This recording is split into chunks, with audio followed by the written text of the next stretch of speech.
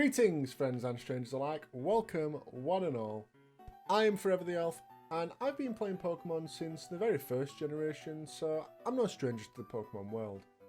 As we know, Pokemon games can be quite easy if you know what you're doing. So in recent years, I've sought to up the difficulty, playing stuff like randomizers and Nuzlocke challenges, and I've got a few of those under my belt. However, this time we're trying something a little different. Can I beat Pokémon Ruby without evolving any Pokemon? My prediction is I can definitely do it, but the later gyms on Elite Four are going to be tough because of my lower stats, and I'm going to have to rely on the inaccurate moves for more power. I think the real hard part though will be seeing how low level I can beat the game. Comment down below what level you think I can win. Right, onto the rules of the challenge. Number 1. I'm not allowed to use an evolved Pokemon in any capacity, meaning I cannot evolve a Pokemon on my team in any way, nor can I capture and use a Pokemon that is already evolved. Base stage only. I'm also banning the use of single stage Pokemon, as these tend to be fairly powerful and I feel like it would lessen the challenge. Number 2, no glitching or exploiting the game to my advantage. However, I do choose to use the emulator speed up function as well as save states. I would love not to, but I have limited time to make these challenges. And number 3, no using items in battle except for Pokeballs, only held items are available. Let's see what we can do. I decided to start with Trico, as I figure I can get better fire and water types than Torchic and Mudkip later on, and also to give myself a bit more of a challenge in the mid game with the 3rd and 4th gyms, as well as being weak to Team Magma. I name him Gex, the greatest secret agent. So the early game plays like normal. We defeat May and the Magma Grunt in Petalburg Woods, and we head on to Rustboro City. I decide to take on Roxanne at level 12, and to my surprise I actually lose the first attempt, with the Nosepass getting a crit on its rock throw to finish Gex. I forgot how hard that Nosepass can hit. I decide to battle the trainers inside the gym to get a couple more levels, and on the second attempt, I win easily. We then have to go beat some more respect into the Magma Grunt from before, and I love that he steals an old man's Wingull just to be a jerk. It's ridiculous. So next we take the boat down to Dewford and head into Granite Cave for our second Pokemon. I catch an Aron and name her Ingot. She's going to be our physical tank. I try to take on Brawler and it's not even close. Gex barely squeaks past the Machop before being taken out by Makahita, and Ingot goes down to a single arm thrust. I'm clearly going to need more levels here. I level both Pokemon to 20 and try again, but it's still a crushing defeat. So I decide to just grind Gex for a few more levels, and this time we manage to get by after Makahita rolls low on its arm thrusts. Before I head on to Slateport, I head back to Route 103 to catch our 3rd Pokemon with the Old Rod, Tentacool. I name him Squishy. He's our special tank. You may be asking why I didn't use Tentacool against Brawler, considering he resists the fighting type. Yeah, I kinda didn't check to see if I could catch Tentacool that early until after I'd already beaten the gym. Whoops. So we head on to Slateport and I beat the trainers in the beach house to win myself a sweet 6-pack of Pepsi Max Cherry, and we move on. We go to the museum to find Captain Stern, and we get set up on my Magma Grunts, who we beat with the power of friendship. The leader then comes in and scolds me for impeding his progress, but doesn't actually stop me from impeding his progress. We're on our way to Morville and May stands in our way. The battle starts out well with Gex spitting seeds at Whale until it submits because that's gross, but then out comes Combusken. Squishy holds out well despite being his low level, getting off a Supersonic and poisoning it before it went down, but the rest of the battle is a disaster. Ingot drops to just one double kick, and we almost bring it down with Gex, but he is cooked until golden brown by a critical Ember. We need Squishy to be higher level for this one. We get Squishy a few levels and we try again, and this time it goes great. Gex takes our Wailmer, and Squishy completely shuts down Combusken with a Supersonic, gets the poison from Poison Sting, and even gets a defense drop from Acid. Last out is Shroomish, but Squishy just loves eating mushrooms, so it gets taken out quick. We make it to Morville and we get a free bag because we show the owner our dirty shoes. Anyway, we head to the gym and Wally is there raring to fight. Unfortunately for him, we land on the streets, so we kick his ass without breaking a sweat. Before we head into the gym, I head to Verdanturf to take part in the contest. I'm just kidding, nobody likes those. You know, I actually really enjoyed the contest in the anime. They were some of the most creative episodes. Time for the Electric Gym. Magnemite is out first but drops easy enough with 2 Mud Slaps, even missing its second Sonic Boom. Voltorb is out next and immediately paralyzes Gex with Spark. Mega Drain does less damage than I expected, but it actually helps as I get it low enough for Watson to use both of his Super Potions. Magneton is out last and it immediately takes out Ingot with a single Shockwave. Squishy comes in and misses his Supersonic, and now we're paralysed. Magneton then uses Sonic Boom for some reason and we confuse it. Unable to distinguish self from foe, Magneton hits itself and we do decent damage by blowing bubbles really hard at it. It gets off a Shockwave and Squishy lives with 1 HP to deal good damage, leaving it low as it takes us out.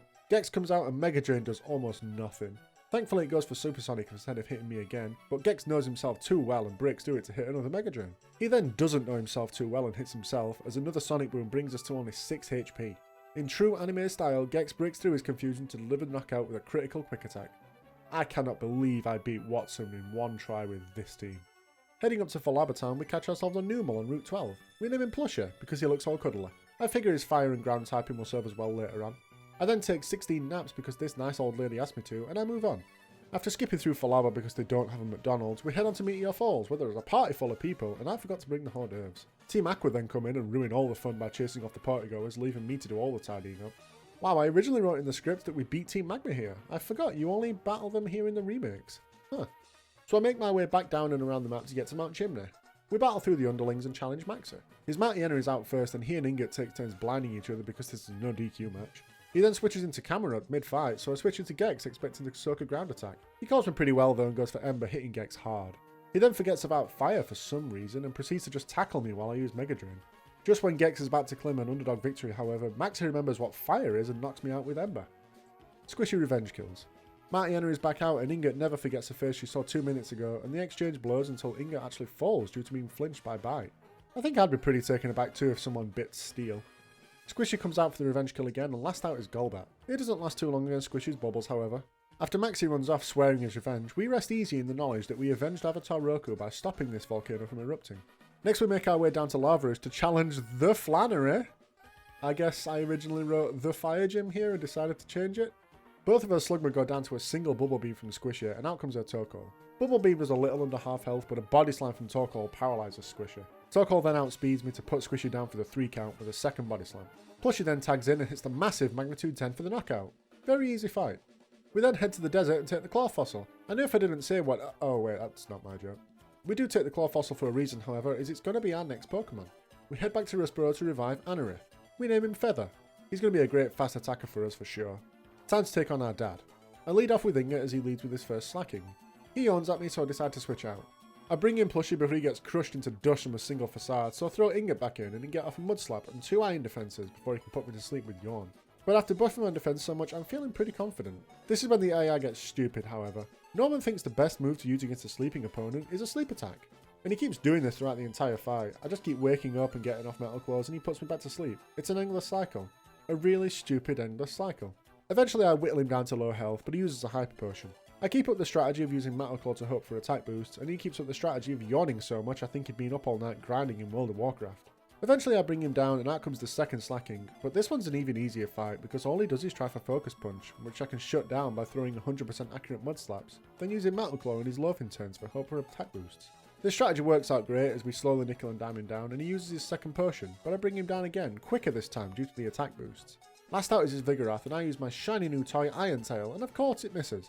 Faint Attack brings me low, but my Oran Berry keeps me pretty healthy, and I one-shot him with the Iron Tail thanks to the attack boosts. That was a pretty long, really stupid fight, but man I'm glad I did it first try. No grinding makes me a happy man. We head next door to get Surf from Wally's dad and head on our way. Along the way we clear out the Weather Institute of the invading Team Magma, and it's time for another rival fight. First out is a Whalmer, and he goes down easy enough with Mega Drain and Quick Attack from Gex. Next out is Combuskin, but this time Squishy is stronger than ever and crushes the Kung Fu Chicken with a Tidal Wave. Last out is Shroomish, but Fried Mushrooms are at the top of the menu and it goes down to Ember from Plushie. We have to bypass Fortree right now as we can't get to the gym, so we continue on and run into Steven again, who gives us his pervy night vision goggles so we can creep on invisible Pokemon. We keep on going and running to the worst trainer in the game. This cool trainer comes out of nowhere with the hardest fight of the run so far.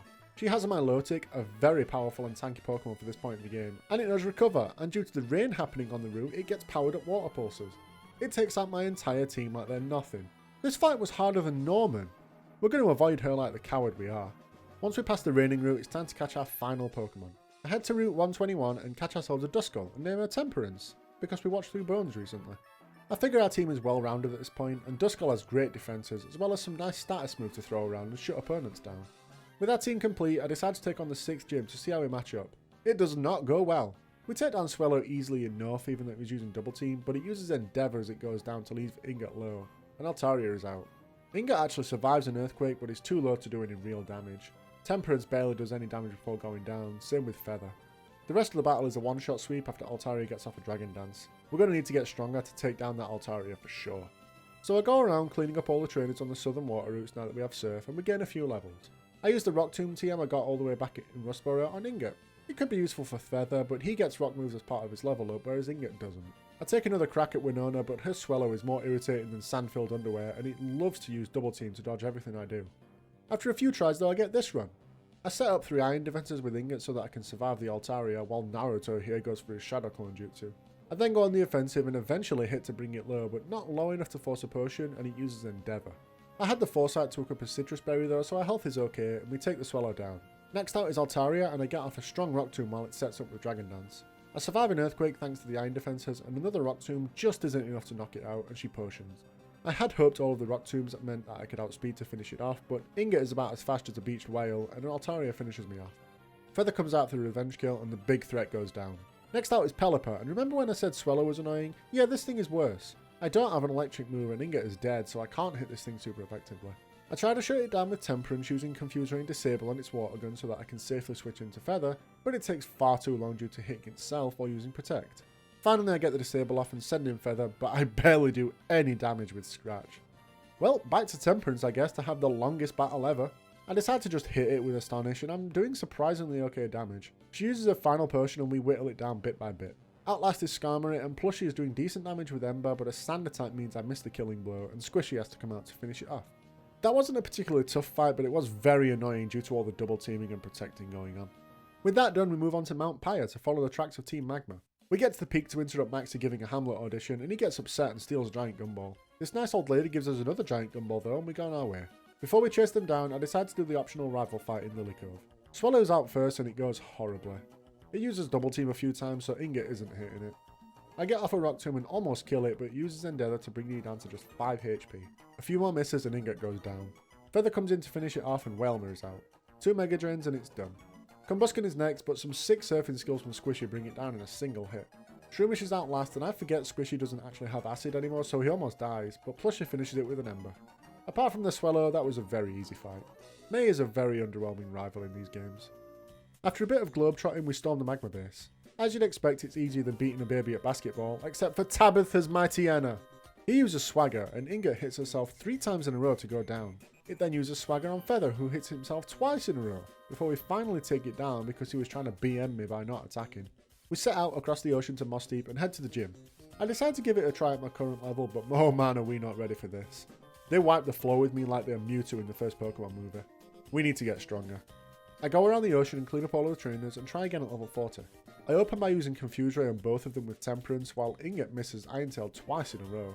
Solrock takes out Temperance while Ingot misses a 3rd Iron Tail. I guess it's hard to hit with a tail when you don't actually have one. I send out Feather who outspeeds and hits a crit Metal Claw and Lunatone for big damage, and Ingot finishes it off by finally hitting its Iron Tail. Solrock then forgets to focus fire and hits Ingot instead of Feather again, but I take it out with a Metal Claw Iron Tail combo. Much easier this time around. I think the confusion helped to stop Lunatone from sweeping with Calm Mind and Psychic. Now that that detour is out of the way, we remember we're supposed to be chasing Team Magma. I grab the Dive HM from Steven and get to exploring the ocean. Clearing out the seafloor cavern is easy enough, so let's skip to the Maxi fight. It starts well with Feather using Ancient Power and getting the stat buffs, but after a few rounds, Maxi makes a smart play and switches for Camerupt. I decide to save Feather for later, so I switch in Plushie to sacrifice it to the Great Camel God. Squishy then comes out for vengeance and takes Camerupt down in one surf. I decide to leave him in, and Mighty Enna is back out. A couple surfs are good enough to take it down after a super potion. Last out is Crobat, but Squishy lives up to his name and is crushed easily. Ingot then comes out to bury the bat with rocks like Obito or Uchiha, and we win the fight. Groudon then wakes up due to us being one hell of an annoying alarm clock, but he sees that Maxi brought a blueberry gumball instead of his favourite cherry flavour, so he throws a tantrum and runs off. Maxi then gets a phone call to tell him his life goal has been achieved, and he's unhappy about it. Some boring self-reflection takes place, and the adults leave to sort the problem out by leaving it to the child. Now it's time for the ultimate challenge. How can we possibly defeat this titan of the land? This god that can crush mountains? I throw a Master Ball at it on turn 1. Yeah, you all saw that joke coming, but whatever, I got places to be. I go back outside to see the whole world has rolled out the red carpet for me saving the world. No need to thank me, guys. Alright, now the saving of the world is done, it's time to get back to the really important task, the final gym. You know, I never thought about this as a young'un, but check out this guy's gym.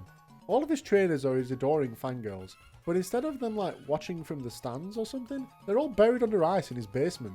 I should be calling Officer Jenny on Wallace's ass. Anyway, while we try to scrub out the mental images, let's take this guy on.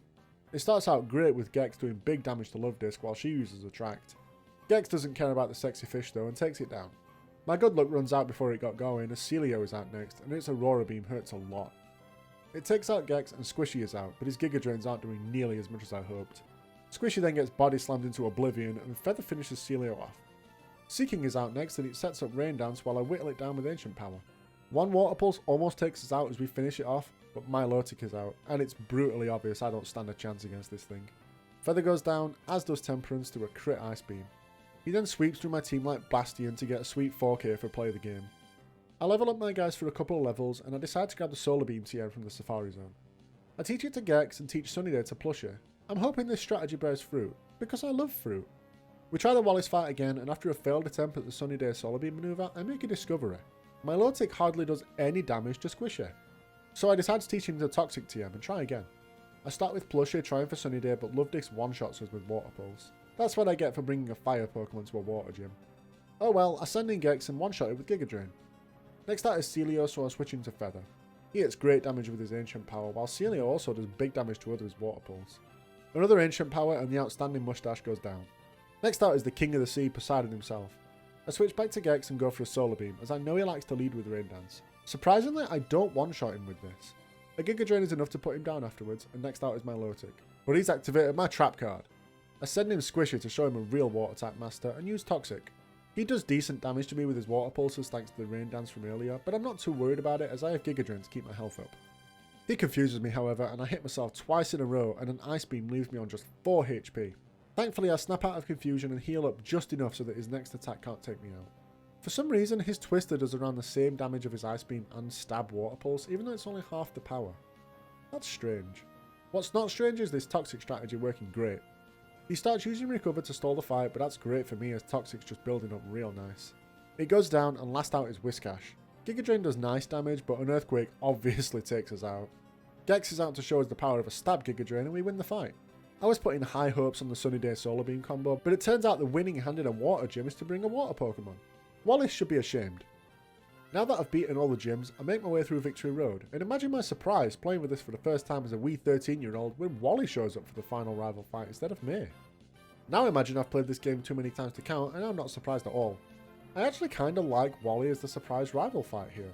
They set him up as this useless sickly kid in the beginning of the game, and when you next see him he's still no real threat, but there are little hints throughout the game that he's becoming healthier and more confident.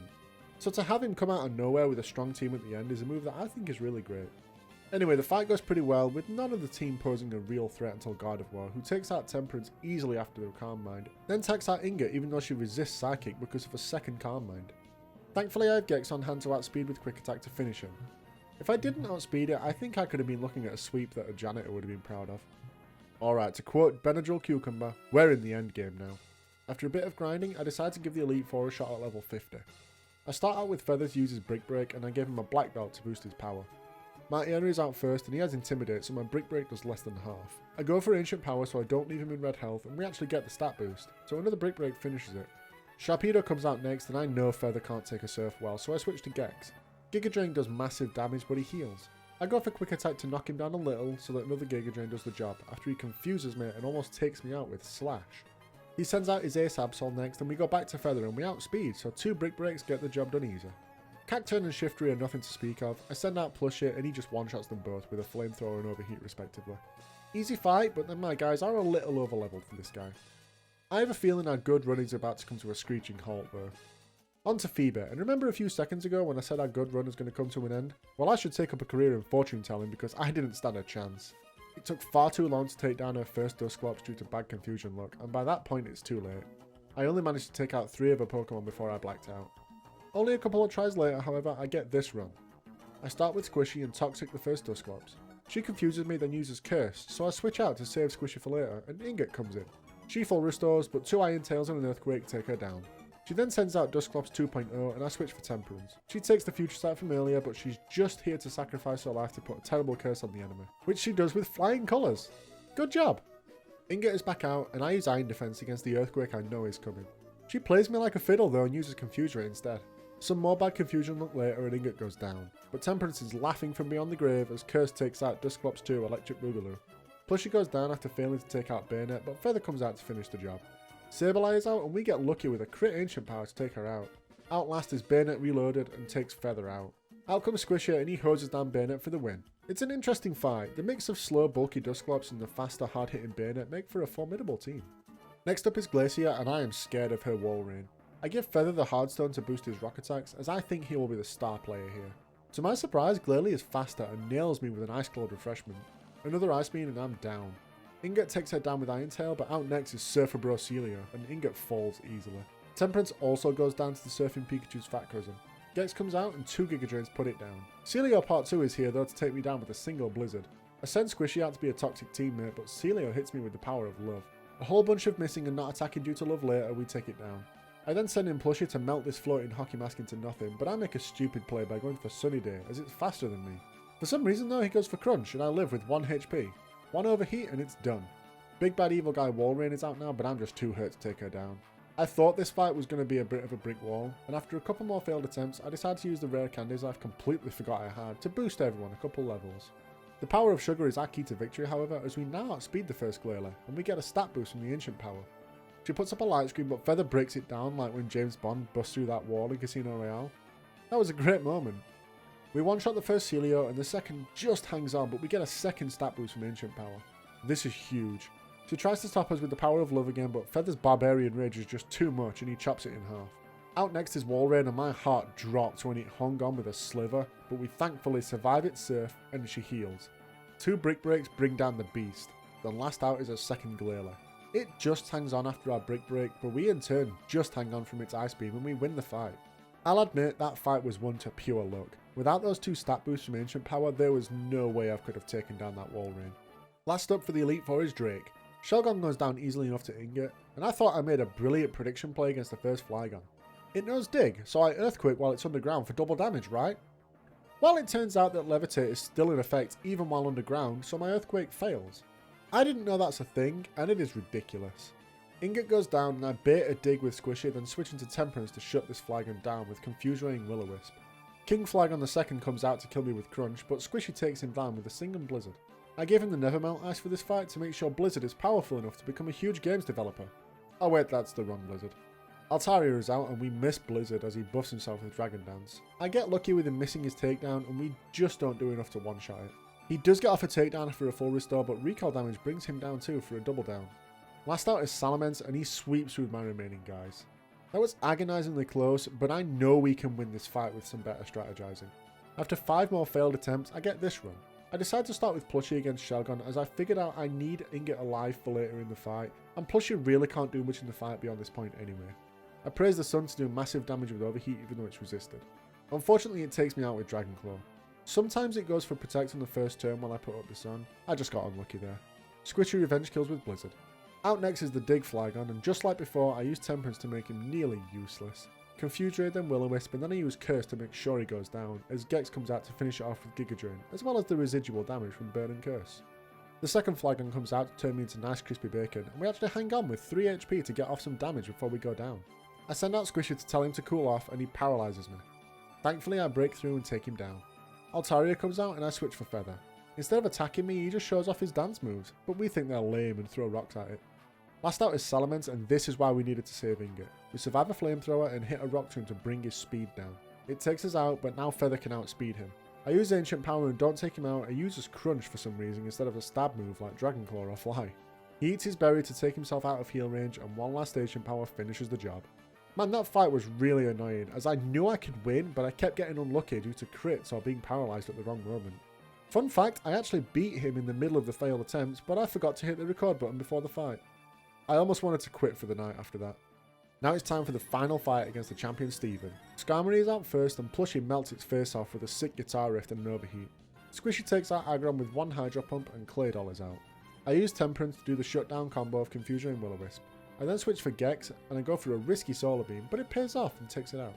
Cradily is out next, so I send out Squishy to wall him, but I miss Toxic and he nails me with Ancient Power. I didn't think it would do that much damage, but then my tentacle is very correctly named Squishy. It hits Ingot for massive damage with Giga Drain, and I was expecting him to heal as Poison took him to red health, but he actually switches for Metagross. It rips us in half with an Earthquake, and then punches Temperance with the power of the stars, and now I'm in trouble.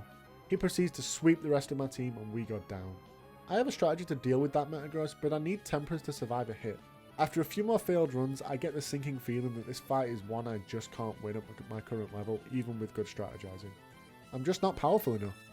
So I decide to go and grind just a few more levels on everyone to give me that little boost in stats I think I need to win. I want to keep my level as low as possible, but I don't want to have to rely on super amazing luck to get me through, like with Glacier. I get everyone up to level 55 and run through the Elite Four again to get Steven. My hard work actually pays off as I get this run on my first attempt at this new level. Skarmory thankfully decides to use spikes instead of hitting Plusher. This is crucial for later. I take him out and we take out Aggron in one shot just like before. Claydol is out and I decide not to risk Temperance here and go straight for Gex. He only has Earthquake and Ancient Power to hit me, so I'm not too worried. I was a little cocky with that statement before, however, as he crits me with Earthquake to almost take me out. Thank God I resist. I take him down with a second Giga Drain. Cradily is out next and bad luck rears its ugly head again as we miss our Iron Tail and he takes us out. He tries to confuse Ingot, but she's having none of it and hits a huge Iron Tail. We then get a bit of luck ourselves by snapping out our confusion the very next turn to take him out. Metagross is out and this is the big moment. I send in Temperance and we have to survive a hit and get the burn off with Will-O-Wisp. Thankfully we do, and it takes us out. We send in Plusher, who needs to survive an Earthquake. Due to the burn, he hangs on with low health and we take Metagross out with Overheat.